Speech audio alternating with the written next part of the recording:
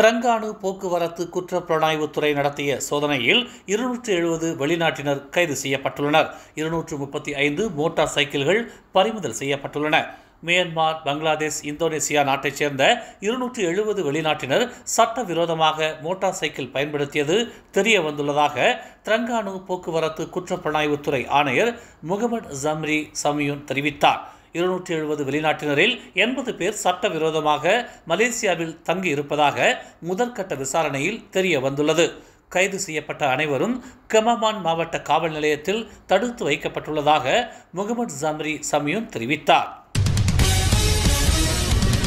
தொழில் முனைவோர் கூட்டுறவு அமைச்சுடன் பேங்க் ரயாட் இணைந்து இந்தியர்களுக்கான சிறப்பு கடன் உதவி திட்டத்தின் வாயிலாக 43 பேருக்கு 3.8 மில்லியன் கடன் வழங்கப்பட்டுள்ளதாக துணை அமைச்சர் டாக்டர் ரமணன் இன்று தெரிவித்துள்ளார்.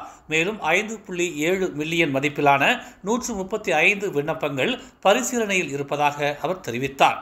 இதுவரையில் 1000க்கும் மேற்பட்ட விண்ணப்பங்களை பெற்ற நிலையில் முதல் கட்டமாக 43 பேருக்கு 3.8 மில்லியன் ரிங்கிட் வழங்கப்பட்டுள்ளதாக அவர் கூறினார். சிறுபான்மை சமூகத்தினரில் தொழில் முனைவோரையும் கல்வியாளர்களையும் உருவாக்க வேண்டியது தற்போதைய அடிப்படை தேவையாக இருக்கும் நிலையில் பிரீஃப் ஐ திட்டத்தை முழுமையாக நம் இந்திய சமூகத்தினர் பயன்படுத்த வேண்டும் என்பதற்காக பல்வேறு முயற்சிகளை மடானி அரசு நடத்தி வருவதாக துணை அமைச்சர் டாக்டர் ரமணன் தெரிவித்தார்.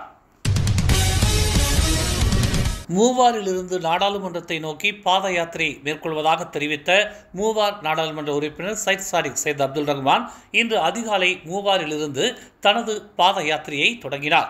இப்பயணம் நல்லபடியாக நிறைவடைய வேண்டும் என்று மக்கள் விரும்புவதாகவும் 200 கிலோமீட்டரை தடையின்றி கடக்க மக்கள் நிதி ஆதரவு வழங்கும்படியும் அவர் கேட்டுக்கொண்டார். நெங்கிரி சட்டமன்ற இடைத்தேர்தல் வரும் ஆகஸ்ட் 17ஆம் தேதி நடைபெறும் என்று தேர்தல் ஆணையம் அதிகாரப்பூர்வமாக தெரிவித்துள்ளது. கிளந்தான் நெங்கிரி சட்டமன்ற இடைத்தேர்தலுக்கான வேட்புமனு தாக்கல் ஆகஸ்ட் 3ஆம் தேதி என்று இன்று தேர்தல் ஆணையத்தின் சிறப்பு கூட்டத்தில் முடிவெடுக்கப்பட்டுள்ளதாக தேர்தல் ஆணையம் அறிவித்துள்ளது. சுங்கை பக்காத்தான் ஹராப்பான் வேட்பாளர் டாக்டர் ஜுகாரி அரீஃபின் கடந்த ஒரு வாரமாக ஒவ்வொரு நாளும் வெறும் 3 மணி நேரம் மட்டுமே தூங்குவதாக தெரிவித்துள்ளார். 60 வயதான அவர் அதிகாலை 2 மணி அளவில் படுக்கைக்கு சென்று அதிகாலை 5 மணிக்கு எழுந்திருப்பதை வழக்கமாக கொண்டுள்ளார்.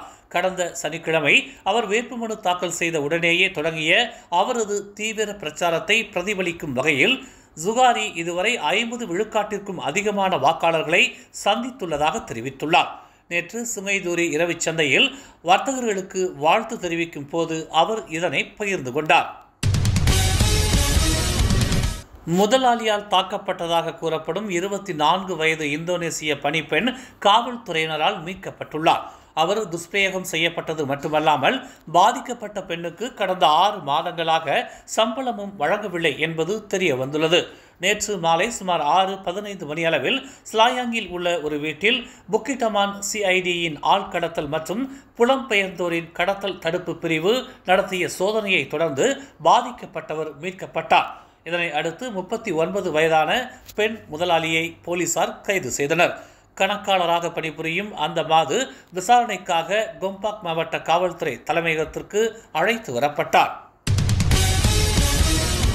கோடெக்ஸ் மலேசியா நாடு முழுவதும் உள்ள 1080 பள்ளிகளில் படிக்கும் மாணவிகளுக்கு பயனளிக்கும் வகையில் 2026ஆம் ஆண்டு வரையிலான 6 லட்சம் சானிட்டரி பொருட்களை நன்கொடையாக வழங்க உறுதி பூண்டுள்ளது. இந்த பொருட்கள் நாடு முழுவதும் உள்ள பள்ளிகளுக்கு வழங்கப்படும் என்றும் இதுவரை 98,000 பெண்கள் இந்த நன்கொடைகளை பெற்றுள்ளதாகவும் தெரிவிக்கப்பட்டுள்ளது. இந்த ஆண்டு இறுதிக்குள் 2 லட்சம் பேர் இந்த நன்மையை பெறுவதை இலக்காக கொண்டுள்ளதாக தெரிவிக்கப்பட்டுள்ளது. சுங்கை பக்காப் சட்டமன்ற இடைத்தேர்தலுக்காக பொருத்தப்பட்ட பக்காத்தான் ஹராப்பான் கொடிகளையும் பதாகைகளையும் சேதப்படுத்தி நாச வேலை புரிந்த தரப்புக்கு எதிராக பினாங்கு PKR இளைஞர் அணியினர் தென் செபராங் பிராய் சுங்கை ஜாவி போலீஸ் தலைமையகத்தில் புகார் செய்தனர். சுங்கை பக்காப் சட்டமன்ற தொகுதியை அடங்கியுள்ள சிம்பாங் அம்பாட் பண்டார் தாசே முத்தியாரா பகுதியில் இச்செயலை புரிந்தவர்களை வன்மையாக கண்டிப்பதாக பினாங்கு மாநில PKR இளைஞரணி தலைவர் முகமது ஃபர்லி ரோஸ்லான் தெரிவித்துள்ளார்.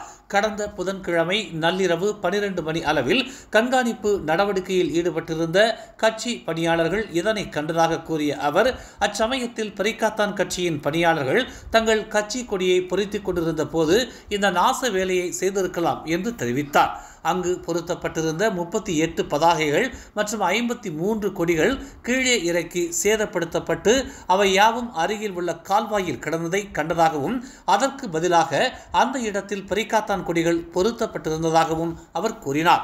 இந்த நாச வேலையை புரிந்த சம்பந்தப்பட்டவர்களுக்கு எதிராக உரிய நடவடிக்கையை எடுப்பதற்காக அவ்வாடவர் கும்பலின் புகைப்படம் உட்பட அனைத்து ஆதாரங்களையும் போலீசில் ஒப்படைத்துள்ளதாக புகாருக்கு பின்னர் செய்தியாளர்கள் மத்தியில் அவர் தெரிவித்தார். துணை பிரதமர் அஹ்மத் ஜாகித் ஹமீடி ஊழல் வழக்கிலிருந்து விடுவிக்கப்பட்டது போல் பில்லியன் கணக்கில் ஊழல் செய்தவரையும் மடானி அரசு விடுவிக்கும் என்று முன்னாள் பிரதமர் மகாதிர் தெரிவித்துள்ளார். மடானி அரசாங்கம் ரிஃபார்மசி என கூப்பாடு போட்டது ஊழலை ஒழிப்பதற்கான கூப்பாடு இல்லை என்றும், மாறாக ஊழல்வாதிகளை காப்பாற்றுவதற்கான குள்ள நரிகளின் ஓலம் என்றும் மகாதிர் விமர்சித்துள்ளார். முன்னதாக போதிய ஆதாரத்தை அரசு தரப்பு வழங்க தவறியதால் ஜாகித் மீதான ஊழல் வழக்குகள் தள்ளுபடி செய்யப்பட்டது. தற்போது 47 ஊழல் வழக்குகளையும் நீதிமன்றம் போதிய ஆதாரங்கள் இல்லாததால் தள்ளுபடி செய்துள்ளது. தமிழ் மலர் செயலி நம் சமுதாயத்தின் உரிமை குரலாய், உண்மையின் வாசமாய், மக்களுக்காக நாளும் மலர்கிறது தமிழ் மலர் நாளிதழ். சமரசம் இன்றி சத்தியத்தின் பாதையில் வெற்றி நடை போடும் தமிழ் மலரின் இன்னொரு புதிய அத்தியாயமாய் தமிழ் மலர் செயலி இப்போது அறிமுகமாகவிருக்கிறது உங்களுக்காக. மலேசியாவின் ஆக சிறந்த தமிழ் ஊடகமாய் உள்ளூர் தகவல்களை உடனுக்குடன் தெரிந்து கொள்ள மலர்கிறது தமிழ் மலர் செயலி. விரைவில் எதிர்பாருங்கள். மேலும் செய்திகளை தெரிந்து கொள்ள தமிழ் மலர் நாளிதழை பாருங்கள். எங்களோடு இணைந்திருக்க மலர் டிவியை பதிவு செய்து கொள்ளுங்கள். உறவுகள் மகிழ்ந்திட விருப்பம் மற்றும் பகிர்வு சேவையை சொடுக்கிடுங்கள்.